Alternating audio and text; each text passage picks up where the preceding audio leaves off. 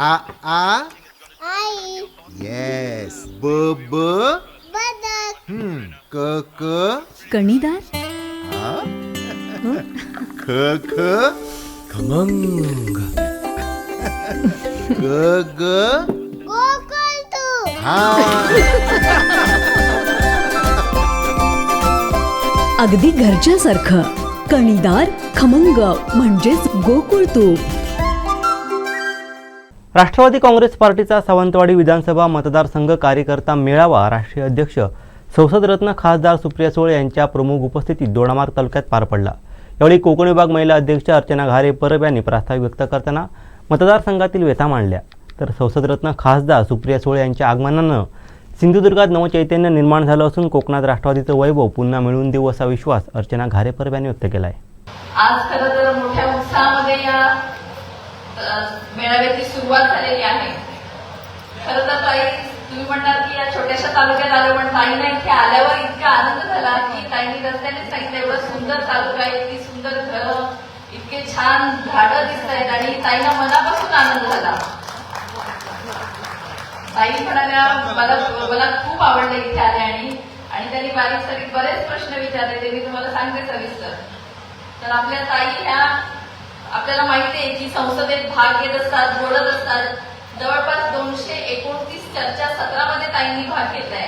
546 प्रश्न ताईंनी विचारले. खासगी विधायक ताईंची 13 झाली आणि संसदेमधली उपस्थिती ही ताईंची 93% आहे. आणि खरंच हे कौतुकास्पद आहे. महिला असून, एक खासदार असून आज देश पातळीवर आपला आवाज, महाराष्ट्राचा आवाज बुलंद करतात आणि खासदार म्हणून वाड्या वस्त्यांवर जातात. एक ग्रामपंचायत सदस्य जेवढा काम करतो तेवढा ताई प्रत्येक गावावर, वाड्यावरती जात असतात आणि हे मी माझ्या डोळ्याने पाहिजे. आणि या ताई प्रत्येकासाठी, आमच्या सर्वांसाठी लाडक्या ताई, त्याचा आदर्श आम्हा सर्वांसाठी आम्हाला खूप अभिमान आहे. कोकणी माणसाने पण एवढं सगळं असून कोकणी माणसाला काय मिळालं ही मोठी शोकांतिका आहे. मला सांगायला खूप वाईट वाटतं की भयानक परिस्थिती या कोकणची आता झालेली आहे. कारण मोठ्या संख्येने बेरोजगारी इथे आहे. आपला 80% समाज, 80% मुलं, तरुण मुलं ही पुणे, मुंबई आणि गोव्याला जॉबसाठी जातात. त्यांना नोकऱ्या मिळत नाहीयेत आणि ही परिस्थिती खूप वाईट आहे. हे असंच झालं तर आपली गावं ओस पडतील.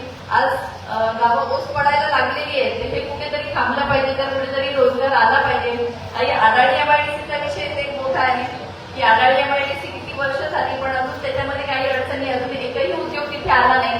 जर एखादा उद्योग आला तर आमच्या तरुणांना तिथे नोकऱ्या मिळतील. आरोग्याची सेवा तर व्हेंटिलेटरवर आहे. आता परवा आमच्या महिला अध्यक्षांच्या लहान मुलाला तिथे ऍडमिट केलेलं, साधं मलवाडी ऍडमिट केल्यावर स्टार्टिंग मध्ये जे करतात उपचार ते पण त्यांच्याकडे अवेलेबल नाहीये. म्हणजे ही वाईट परिस्थिती दोडामार्गच्या हॉस्पिटलची आहे. पाणी प्रश्न तर अतिशय वाईट आहे. गढूळ पाणी येत आहे सगळीकडे, पाणी पुरेसे येत नाही. ती तिलाली डॅम आहे पण त्याच्यावर अजून कोणताही प्रकल्प उभा राहिलेला नाहीये. अनेक जंगली प्राण्यांचे प्रश्न आहेत. आपले केर, फेकुर्ली, अनेक गावामध्ये तळेखोड असेल या तळकट असेल, यामध्ये हत्ती, जंगली प्राणी असे आहेत आणि ते पिकाचं बरंच नुकसान करतात. त्याच्यानंतर अनेक लोकांवरती हल्ला करतात आणि त्यामुळे इथले नागरिक भयभीत झालेले आहेत. अशा अनेक प्रश्न या मतदारसंघाचे आहेत.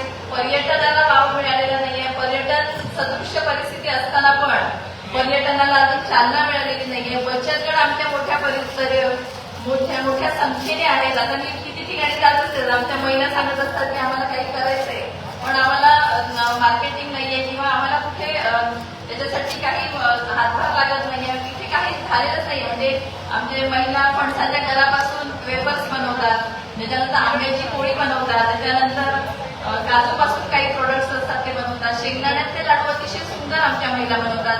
शेवाचे लाडू बनवतात. त्या ताकातल्या मिरच्या बनवतात की नाही?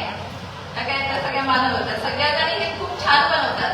सगळ्यांना वाटतं हे कुठेतरी आपण त्याला बाजारपेठ उपलब्ध करून दिली पाहिजे. खरं तर इथून हाकेच्या अंतरावर गोवा आहे पण हे मार्केटिंग करणार कोण ह्या सगळ्याविषयी, त्यामुळे त्यांना अडचणीत राहते. पण सगळ्यांना अपेक्षा आहे की ताई आपण काहीतरी करू शकतो. कारण सगळ्याला एवढंच बोलत असतात की कोकणमध्ये बदल हवा असेल तर आदरणीय पवार साहेबच करू शकतात आणि कोकणमध्ये जर काहीतरी विकास घडायला पाहिजे तर साहेब, ताई आणि राष्ट्रवादी काँग्रेस पार्टीच करू शकते असा विश्वास या कोकणच्या जनतेला आहे. ताई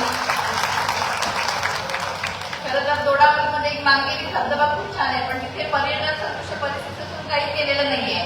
त्याच्यानंतर आमचे दशावतारी कलाकार मोठ्या संख्येने, कोकणातला तरुण हा अध्यात्माकडे वळलेला आहे, पण त्या कलाकारांचे पण बरेच प्रश्न आहेत जे अजूनपर्यंत त्याला कोणी वाचा फोडलेली नाही. त्यांचे साधं मानधन वर्षाचं महिन्याचं मिळतं ते पण आता त्याची कमिटी बरखास्त झालेली आहे आणि ह्या सरकारने ती कमिटी बरखास्त केली, अजून नव्याने ती सुरू केलेली नाहीये. त्यामुळे आम्ही त्यांना नवीन लोकांना मानधन पण मिळत नाहीये.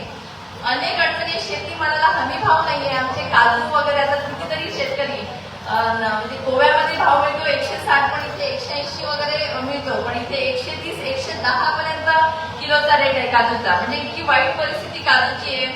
आणि अशा अनेक गोष्टी. ताई म्हणणार मला नुसती अडचण आली आणि नुसता पाडा वाजते सगळ्या ह्याचा, पण ताई खरंच इथे परिस्थितीच तशी आहे. आणि मला इथे इतकं वाईट वाटतं की आपल्या कोकणामध्ये एवढं सगळं असून आमच्या जनतेला काहीच का मिळत नाही. आज आपली सगळी जनता वाऱ्यावर जा.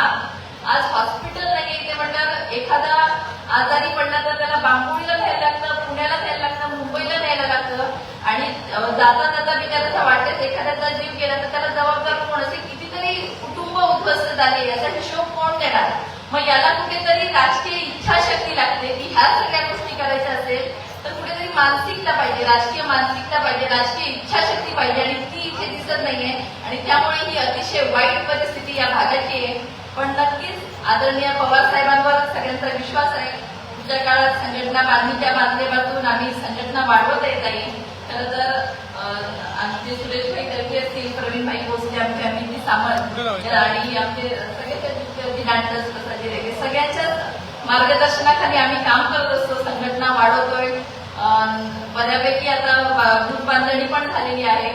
सर्वेचा रिपोर्ट चांगला आलेला आहे ताई. आणि निश्चित पुढच्या काळात मला असं वाटतं की राष्ट्रवादी काँग्रेस पार्टीचं जे वैभव होतं ते आम्ही मिळवून परत देऊ असं आम्हाला वाटतंय.